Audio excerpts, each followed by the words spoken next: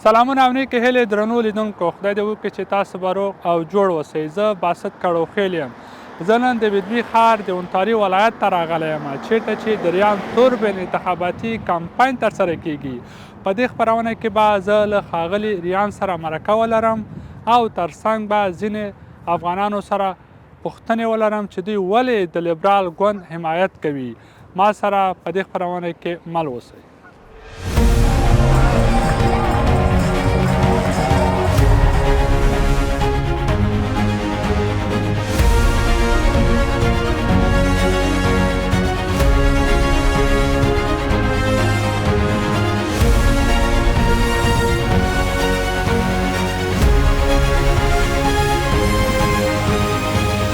درنو لیدونکو، نن ریان ټرنبول غواړي چې ځینو کورو باندې وګرځېږي، خپل بروشر ورکړي او ترڅنګ یې خپل کوچنی لوحه د مثال په ډول لکه دغه ځینې کورونو مخ ته نصب کړي.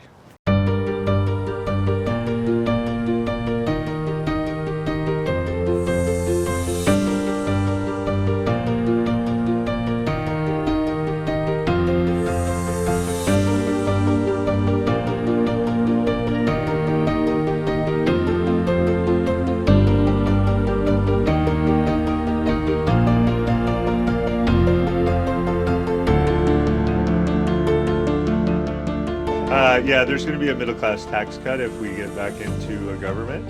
We also canceled the carbon tax, which I know people didn't like. Yeah, hope I can count on your support. Yeah? Okay. Thank you very much. All the best. Thank you.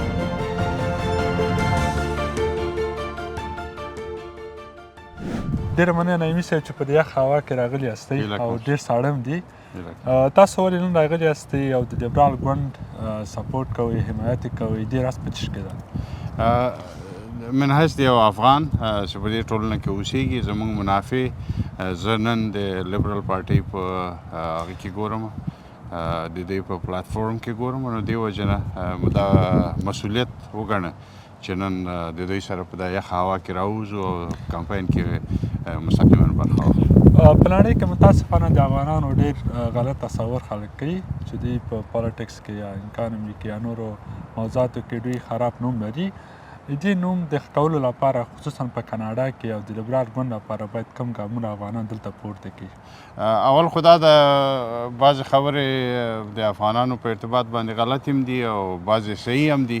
هغه د بیک ہوم هغه د پالیسیانې دي، هغې باندې موږ بحث نه کوو. دلته زموږ کوم افغانان چې راغلي، نوې ټولنې ته راغلي، راځي چې تازه یو نیو سټارټ وکړو، تازه شروع وکړو.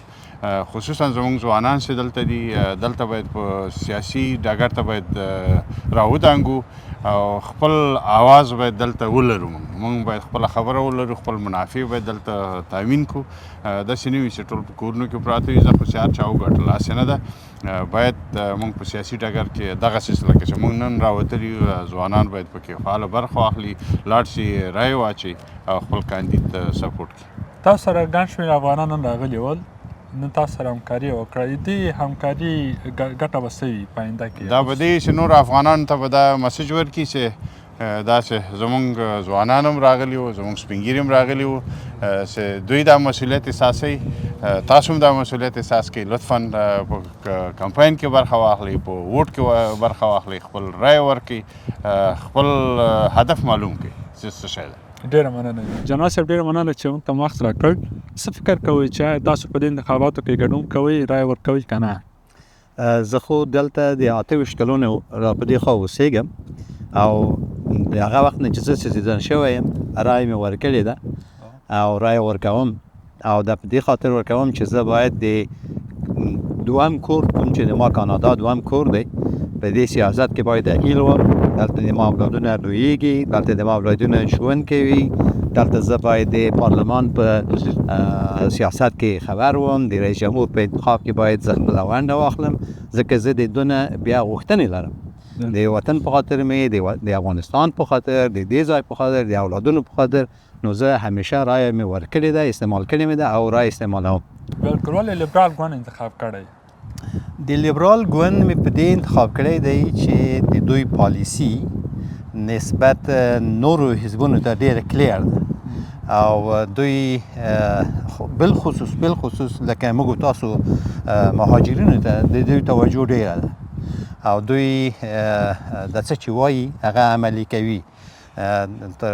ما زه چې د 28 کلونو را په دې خوا دلته اوسېږم، تاسې چې لاړ شئ دغه بکګراوند ته وګورئ، د دوی د صدر زمان چې تېر شوي دي معمولا دوی یو څه شی د خاورې ته راوړي دي او هغه څه چې ویلي دي هغه یې عملي کړي دي. زه شخصا په دې عقیده یم چې دا پارټي د کانادا دپاره یوه مهمه او ګټوره پارټي ده. دا د ده په درېیم ځلي فکر کوم چې وړي، نو دا د خلکو سره ډېر نږدې اړیکې لري.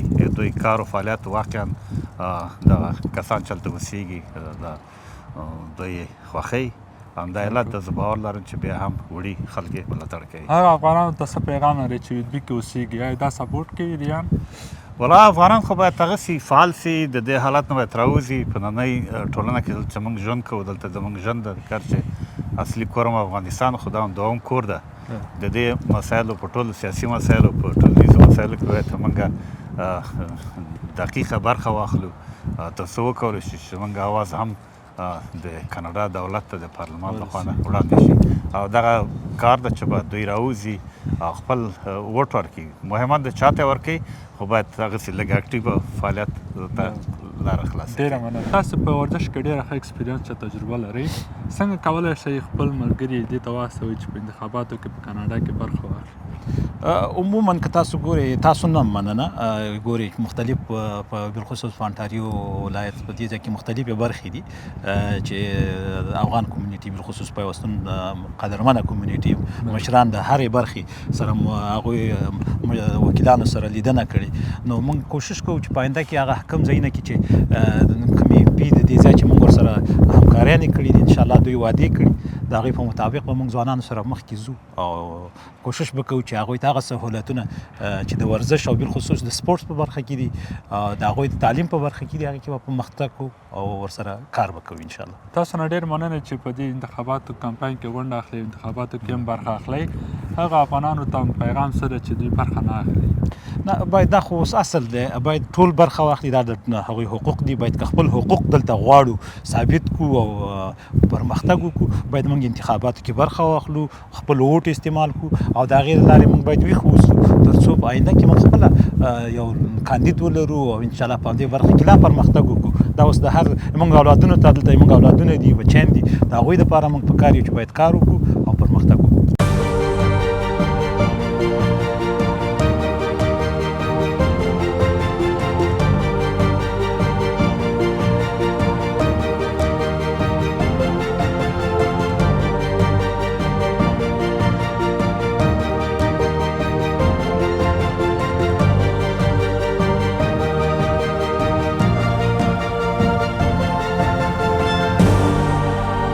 Good to see you, ریان.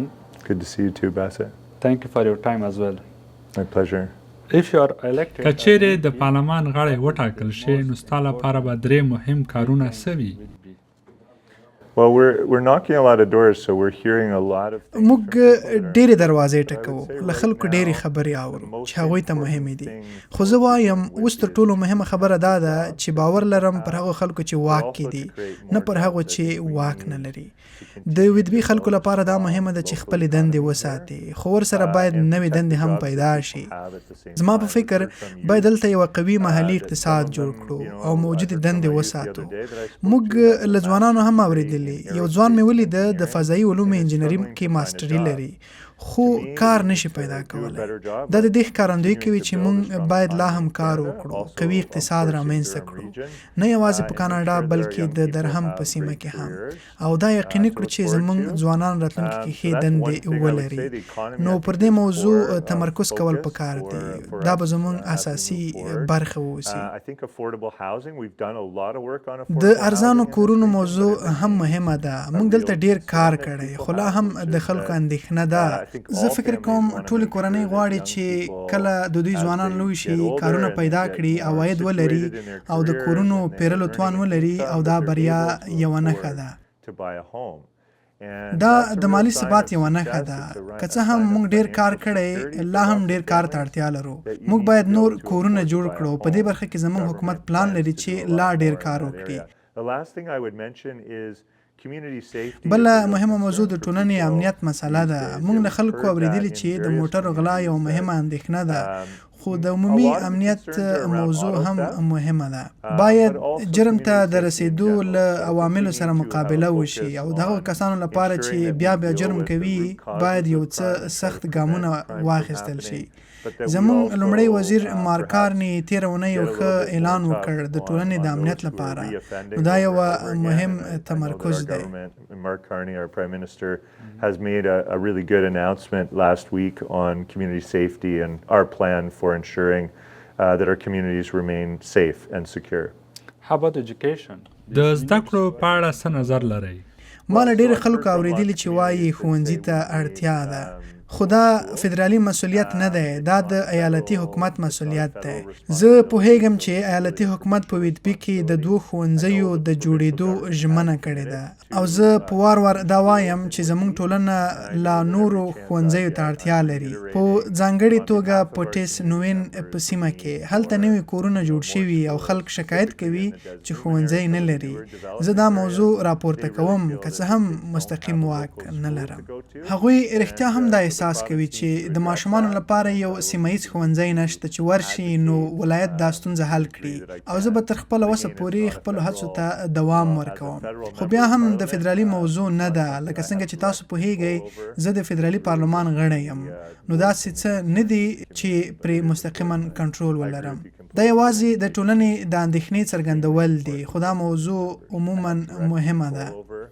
زه له تاسو سره پوره موافق یم چې تعلیم د ټولنې د غړو لپاره ډیر زیات مهم دی.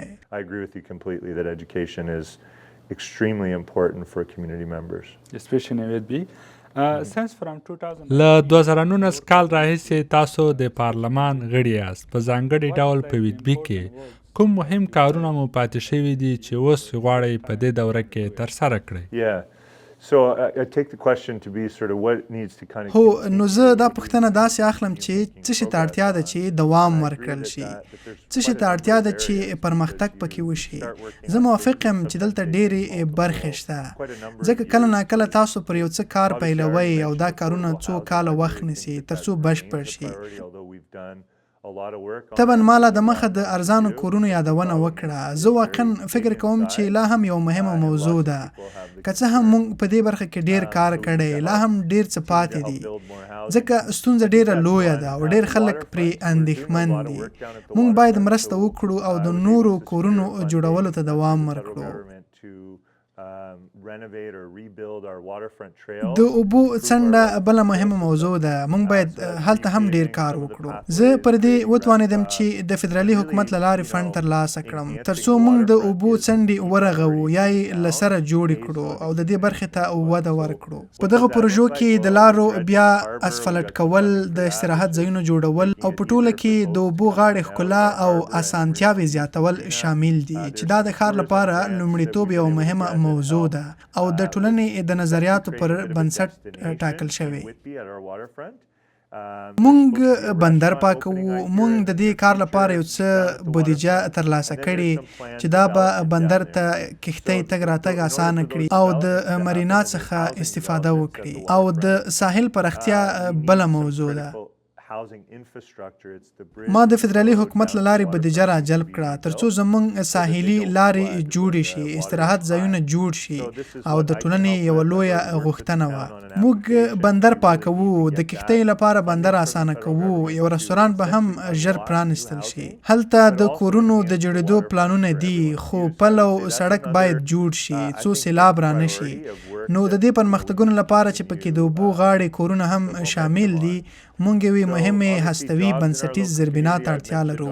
ما د ښار له ادارې سره یو ځای کار کړی څو دا بودیجه را جلب کړو. دا هم یو مهم لومړیتوب دی. ما مخکې هم د کارونو ذکر کړی. ويټبي د کوچنیو کاروبارونو ښار دی.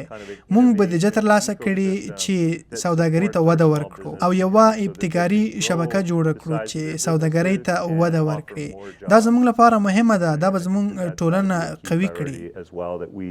build on the momentum that we've had, but continue to make more progress. اوکې تانکس ډېر افغانان د 15 یا 14 کلونو راهیسې دلته ژوند کوي. رایه ورکولی شي. تاسو څنګه د دوی غږ اورئ او حکومت ته یې رسولی شئ؟ So I consider that as one of my primary responsibilities as a زه دا د خپلو اساسي مسؤلیتونو څخه ګڼم، لکه څنګه چې د خلکو استازی یم. که چیرې زه یو ځل بیا وټاکل شوم چې هیله لرم د ويټبي د ټولنې په ملاتړ سره او زه له خلکو غوښتنه کوم چې د فدرالي انتخاباتو کې زما ملاتړ وکړي، نو زه به خپل کار ته دوام ورکړم، هغه کار چې تر اوسه مې کړی، یعنی د ټولنې غږ مې په پارلمان کې پورته کړی. مونږ هر اونۍ غونډه لرو، ملي کاکس غونډې او ولایتیکاس غونډې د هغه ډلې دي چې د پارلمان غړي پکې هر اونۍ سره راټولیږي. زه کولی شم هغه اندېښنې، نظرونه او لیدلوري چې دلته په ويټبي کې افغان ټولنه را سره شریکوي مستقیما کاکاس ته ورسوم. زه کولی شم دا موضوع په ملي کاکاس کې مستقیما د صدر اعظم او کابینې غړو ته وړاندې کړم او زه دا خپل اساسي مسؤلیت ګڼم. تاسو کولی شئ زما د اونیز برېښنالیک لپاره نوملیکنه وکړئ تر څو پوه شئ چې زه پر څه کار کوم. تاسو کولی شئ دفتر ته ایمیل هم واستوئ. زه د ټولنې له خلکو سره د مخامخ ناستو ډیر شوق لرم او مونږ ډیر داسې غونډې هم ترسره کړي دي. مونږ د اقلیم بدلون په ډېرې غونډې کړي دي، د کورونو په اړه مو خبرې کړي، د مشرانو لپاره مو ځانګړې ناستې لرلې او زمونږ د ځوانانو شورا هم ډیره فعاله پاتې شوې ده. نو که افغان ټولنه ځانګړې اندېښنې ولري، موږ کولی شو چې پر نیمه منظم ډول د ناستو وختونه تنظیم کړو څو هغوی خپلې اندېښنې یا وړاندیزونه له موږ سره شریک کړي. زه نه غواړم خلک یوازې د اندېښنو شریکونکو په سترګه وګورم، ځکه ځینې وخت مونږ کولی شو مثبت نظرونه شریک کړو، خپله هیلهمندي موخې او وړاندیزونه وړاندې کړو. دا ټولې هغه خبرې دي چې کولی شي زموږ ټولنه د ټولو لپاره لا ښه کړي. نو زه به دا ډول خبرې په منظم ډول اورم. که چیرې بیا وټاکل شم چې هیله لرم داسې به وشي او دا نظریات به زه په هغو ګڼو پارلماني غونډو پروسو کې استازولي کوم، زه به پکې ګډون کوم. هغه افغان کډوال چې دلته په کاناډا کې په ځانګړي ډول په اونتاریو کې ژوند کوي، هغوی اپلیکیشن سره ستونزه لري. په ځانګړي ډول دلته په کاناډا کې تاسو څنګه کولی شئ چې هغوی سره مرسته وکړئ په دې برخه کې؟ Well, that's a good question. So we have دا ډیره ښه پوښتنه ده. زمونږ په انتخاباتي دفتر کې دلته په ويټبي کې مونږ دا ډول ستونزې ته رسیدنه کوو، ځکه چې زه 2 ځله انتخاب شوی یم، نو ښه پوهیږم چې دفتر څنګه پر مخ یوسم. مونږ په ويټبي کې کارکوونکي لرو چې هر ورځ شاوخوا 15 ورځې په اونۍ کې کار کوي او کله ناکله د اونۍ په پای کې هم همکاري کوي. خو اصلي هدف دا دی چې هغه د ټولنې په استازیتوب کار کوي. هغوی قضیې تعقیبوي چې ډیر یې د مهاجرت اړوند وي. البته نه ټولې، خو ډیر شمیر یې د مهاجرت او کډوالۍ سره تړاو لري. هغوی کولی شي له اړوندو دولتي ادارو سره د قضایي نوعیت ته په کتو ښه تعقیب وکړي، د ستونزو په حل کې مرسته وکړي، کله ناکله لازم اسناد راټول کړي او مشورې ورکړي چې څنګه دا پروسه په مؤثر ډول پای ته رسولی شي. نو که خلک په دغه پروسه کې بند پاتې وي، مثلا که یو څوک د پناه غوښتنې ادعا لري او په کوم ځای کې یې پروسه ځنډېدلې وي، موږ کولی شو هڅه وکړو چې مرسته ورسره وکړو. موږ په دفتر کې 2 دایمي کارکوونکي لرو چې دا ډول قضیې څیړي او دوی په مهاجرت او د کډوالو اړوند مسایلو کې متخصصین دي. دلته په ويټبي ښار کې ډیر افغانان اوسېږي او هغوی غواړي چې په کوچنیو کاروبارونو یا هم سمال بزنس کې پانګونه وکړي. نو تاسو څنګه کولی شئ چې د هغوی ملاتړ وکړئ؟ Well, so we have a lot of programs at the federal level that مونږ په فدرالي کچه ډیر پروګرامونه لرو چې د کوچنیو کاروبارونو ملاتړ کوي. د بیلګې په توګه ما مخکې هم یادونه وکړه، مونږ دغه مرکز ته بودیجه ترلاسه کړې څو کوچنیو کاروبارونو ته هم ملاتړ برابر کړي. ډیر دغه کوچني کاروبارونه د مختلفو قومونو او شالیدونو لرونکو متشبثینو لخوا پر مخ وړل کیږي. زه یو داسې کس یادونه کولی شم چې له مصنوعي ځیرکتیا AI څخه یې کار اخیستی څو خپلواک وسایط جوړ کړي کوم چې د عامه خدماتو کارونه ترسره کوي، لکه پاک کاری، پارکینګ ځایونو څخه واورې لرې کول او نور دا ډول کارونه. دا ټول په بشپړ توګه په خپلواک توګه ترسره کیږي. دا واقعا د حیرانتیا وړ ده چې دغه شخص راغلی و، زما په اند هغه له برازیل څخه و، موږ د هغه کیسه واورېده. نو هغه توانېدلی چې له لارې یې تمویل او مالي مرسته ترلاسه کړي او همداراز د خپل کاروبار د پراختیا سوداګرۍ مشورې هم ترلاسه کړي. بیا یې هم له درهم کالج او اونټاریو تک یونیورسيټي سره اړیکې ټینګې کړې څو له هغه ځایونو څخه فارغ التحصیل محصلین ترلاسه کړي چې اوس په عملي ډول په همدې کاروبار کې کار کوي. نو هغه توانېدلی چې له پوهنتونو او کالجونو څخه تحقیق او پراختیا RD ملاتړ ترلاسه کړي او بیا همغه محصلین چې په دې پروژه کې کار کړی استخدام کړي څو د خپل محصول په پراختیا کې مرسته وکړي. نو اوس هغه نسبتاً ښه په منځنۍ کچه شرکت لري او توانېدلی چې خپل کاروبار پراخ کړي. دا یو ښه مثال دی چې موږ څه کولی شو کله چې د ټولنې ټول اړوند برخې سره ونښلوو لکه د کاروبار ملاتړ خدمتونه، پانګې ته لاسرسی یعنې پورونه او مالي وسایل او همغه لارې خلک کولی شي پانګه ترلاسه کړي او خپل کاروبار ته وده ورکړي. نور کارونه هم شته چې مونږ کوو او دا برخه زما ځانګړې تجربه ده ځکه ما په خپله په 14 کلونو لپاره یو کاروبار پر مخ وړی دی او زما تخصص په نوښت کې دی. په ځانګړي ډول له متشبثینو سره کار کول څو د هغوی سره مرسته وکړم چې خپل کاروبارونه پیل کړي. نو زه د دې ستونزو سره ښه اشنا یم ځکه خپله مې کاروبار پر مخ وړی او همدارنګه مې سلګونه نورو کاروبارونو ته مشورې ورکړي دي. زما احساس دا دی چې موږ دلته یو قوي او پیاوړی کاروبار د ملاتړ لپاره ټول بنسټونه لرو یعنې هغه چاپریال چې متشبثینو پکې وده کولی شي. مونږ کله نه کله د ایکو سیستم چاپریال په توګه یادوو چې باید یو له بل سره تړلی وي او ټولې برخې باید سره وصل وي. خلک باید وتوانیږي چې د ملاتړ بیلابیل ډولونه ته لاسرسی ولري ځکه چې ځینې وخت یو کاروبار ته د بازار موندنې ملاتړ اړتیا وي. کله نه کله اړیکو ملاتړ ځینې وختونه متشبثین د ریزومي یا CV اړتیاوې وي. کله داسې وي چې هغوی لا تر اوسه خپل کاروباري پلان نه وي لیکلی نو اړتیا لري چې څوک ورسره مرسته وکړي تر څو دغه پلان پر مخ لاړ شي. ځینې وخت هغه مالي مرستې ته اړتیا لري چې ډیر وخت پانګې، پورونه یا د ونډو له لارې پانګونه ته اړتیا لري څو خپل کاروبار پر مخ بوزي. نو پر دې اړه لري چې یو کاروبار څه ته اړتیا لري او موږ باید ټولې اړینې برخې ځای پر ځای کړي وي. زما په نظر موږ کولی شو د سیمې په کچه دا برخې لا پراخې کړو او خپله سیمه د متشبثینو لپاره لا جالبه کړو څو هغوی دلته راشي او خپل کاروبارونه پیل یا پراخ کړي. ما په دې برخه کې ډیر کار کړی. له بیلابیلو شرکتونو سره مې خبرې کړې دي. هغوی ته مې ویلي که غواړي خپل کاروبار له بلې سیمې ان له بل هیواد څخه هم پراخ کړي نو درهم یو ښه ځای دی. نو دا یو پراخه موضوع ده او زه ډیر څه ویلی شم. که ته کله وغواړې موږ کولی شو دا باس جلا هم وکړو. زه به ډیر خوښ شم حتما. Canada is a multicultural country. Sure is, and we're proud of that. دلته ډېرې ټولنې ژوند کوي لکه عربي ټولنه، افغان ټولنه او همداسې نورې ټولنې. دوی څنګه کولی شي چې د یوې ټولنې پر ځای او خاصتا ټول یو کاناډا ته کار وکړي؟ That's the important thing. Yeah, that's a good question. Canada دا ډیره مهمه موضوع ده. هو دا واقعا ډیره ښه پوښتنه ده. تاسو سم ویل کاناډا څو فرهنګي هیواد دی او موږ پرې ډیر ویاړو. زما باور دا دی چې زمونږ قوت زمونږ په تنوع کې دی. دا ډیره مهمه ده چې موږ مختلفو کلتورونه ونمانځو، درناوی وکړو، همداراز سره یو ځای کړو څو یو لا پیاوړې کاناډا او یو پیاوړې ټولنه جوړه کړو. زه د خپلې ټولنې د یو کوچني انځور په توګه ګورم. یعنی دا چې موږ څنګه کولی شو خپله ټولنه پیاوړې سره نښلوو او وساتو او دا ډاډ ترلاسه کړو چې موږ جلا جلا ګروپونه نه جوړوو، داسې ډلې چې یوازې په خپل منځ کې خبرې کوي. ما خپل 3 کاله په سویلي کوریا کې ژوند کړی. کله چې زه هلته لاړم نو ما له هغو خلکو سره ژوند پیل کړ چې انګلیسي یې ویله. زه د هغوی په کلتور او ژبه پوهیږم. دا راته اسانه وه چې د یو ټولنې برخه احساس کړم. خو هغه څه چې موږ دلته په دغه هیواد کې باید کار پرې وکړو دا دی چې ډاډ ترلاسه کړو چې زموږ فرعي ټولنه یعنې بېلابېلې ډلې که هغه افغان ټولنه وي یا بله هره ټولنه لکه لایتین ټولنه یا چینایي ټولنه، دا ټول باید یو له بل سره خبرې وکړي. ما مخکې له دې چې سیاست ته ننوځم پر هغو پروژو کار کړی چې موخه د بیلابیلو کلتورونو ترمنځ خبرې او د اړیکو جوړول وي، یعنی د کلتورونو ترمنځ ډیالوګونه رامنځته کول. لکه څنګه چې موږ د بین الادانی ډلې لرو چیرې چې خلک د خپل دینونو په اړه خبرې کوي خو بیا راځي او پر هغو ګډ ارزښتونو بحث کوي چې دوی سره نښلولي دي.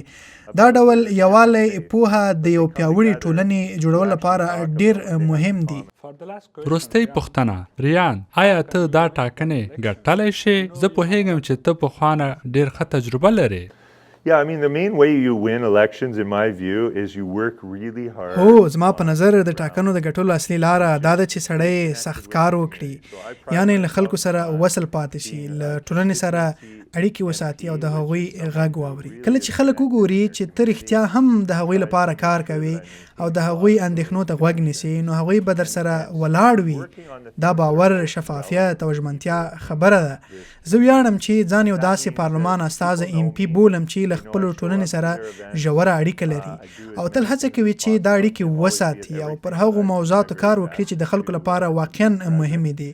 په دې معنا ده چې خلک ما پیژني، هغوی پوهیږي چې زه د دوی پروګرامونو ته ورځم، هڅه کوم هر څومره چې ممکن وي ګډون وکړم. زه تل نشم کولای هر ځای حاضر اوسم، خو زه خپله ټوله هڅه کوم چې هلته حضور ولرم چیرته چې هغوی ما ته اړتیا لري او هغوی ملاتړ وکړم. زما په اند د ټاکنو ګټلو کلیدي ټکي دا دی چې د خلکو له اندېښنو او اړتیاو سره اړوند پاتې شي، یعنی باید پوه شي چې خلکو ته څه مهم دي او پر همغو موضوعاتو تمرکز وشي.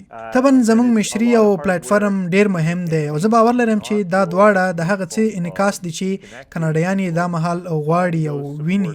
زه دا هم باور لرم چې لیبرال ګوند د کاناډا د ارزښتونو تر ټولو ښه استازیتوب کوي. لږ تر لږه زما له نظره له بل هر ګوند څخه ښه دی او له دې وروسته دا هر څه سخت کار ته اړتیا لري. د کمپاین پر وخت باید دروازې وټکول شي، خلکو ته تلیفونونه وشي، له خلکو سره مستقیما تماس ونیول شي او هغوی ملاتړ پیدا شي چې واقعا زموږ په ټولنه کې شته دی. باید همدغه خلک وهڅول شي چې رایه ورکړي، ځکه هر رایه اهمیت لري او هر رایه حسابیږي او په دې ټاکنو کې دا ځانګړی ارزښت لري. زما پر باور دا ټاکنې ښایي د کاناډا په تاریخ کې تر ټولو مهمې ټاکنې وي. زه واقعا باور لرم چې دا یو مهمه پریکړه ده. موږ ان د کاناډا د خپلواکۍ پر وړاندې ګواښونه لیدلي. دا ګواښونه د هغه هیواد له لوري راځي چې تل موږ تر ټولو نږدې دوست او متحد پاتې شوی، متحده ایالات. دا وضعیت د ډېر خلکو لپاره واقعا د اندېښنې وړ دی. اوس خلک تر بل هر وخت زیات اندېښمن دي خپلواکي او د خپل هیواد د خپلواکۍ دریځ په اړه. موږ وینو چې د کاناډا د بیرغ د هیواد او د هغو ټولو ارزښتونو پر وړاندې یو ستر احساساتي خوځښت او وطن پالنه راولاړه شوې. همدغه شیانو کاناډا د نړۍ تر ټولو غوره هیواد ګرځولی دی. زه به یوازې دا ووایم، راځئ بې پروا ونه اوسو، راځئ فکر ونه کړو چې کار خلاص دی یا موږ حتما یې ګټو، خو موږ باید فعال پاتې شو، هڅه وکړو، ډاډ ترلاسه کړو چې موږ د خپل هیواد لپاره دا مهم ګام اخلو، ځکه هر څه پر همدغو ټاکنو پورې تړلي دي. موږ باید هر ورځ په ځمکنی ډول سخت کار وکړو. له همدې امله موږ هر ورځ 3 وخته دروازې ټکوو، له خلکو سره مستقیما تماس نیسو او هڅه کوو چې هر څومره چې کیدای شي دا پیغام خپور کړو. موږ خلکو او رضاکاران هڅوو چې راشي، زموږ له کمپاین سره یو ځای شي، برخه واخلي او خپل رول ولوبوي. موږ په دغه کمپاین کې له یو خوا ډیر خوند اخلو او له بلې خوا ډیر سخت کار کوو ترڅو دا ډاډ ترلاسه کړو چې موږ به دا ټاکنې وګټو او حتما به یې وګټو. And we will win. مننه چې موږ ته وخت راکړ. Thanks. That's it.